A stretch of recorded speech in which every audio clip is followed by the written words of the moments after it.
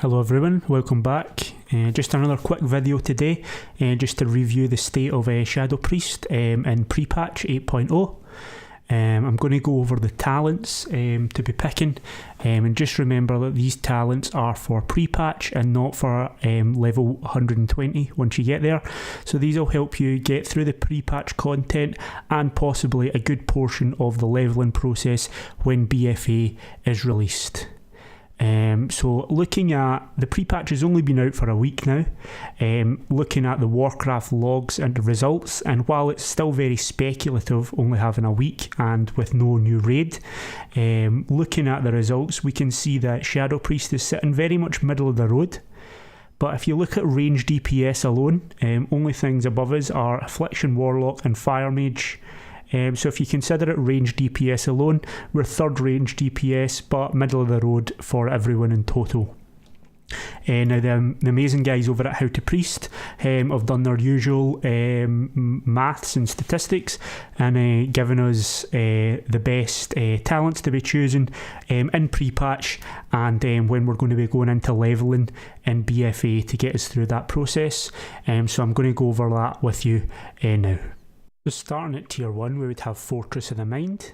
Mind Flay and Mind Blast deal 10% more damage and generate 20% more insanity for that little DPS boost. Tier 2 would be moving into really up to you, but I prefer Body and Soul. Mania is probably a good choice, but Body and Soul for me.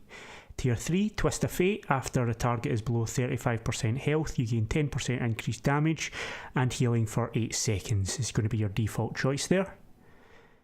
Moving on, again it's really up to yourself. Last Word is pretty good in PvP situations, but I'm used to using Mind Bomb, so I'm staying with Mind Bomb for that. It's a 2-second fear now. For the next tier, Spacious Spirits is going to be your default choice. You could use Shadow or Death. Looking back at the stats that the How to Priest guys did, it's not too much of a difference, but Spacious Spirits is a good passive to use. The second last tier, you want to be using Mindbender just to keep your shadow form going that little bit longer. Even though our shadow form is not as long as it once was, it is good to try and max it out just that little bit longer.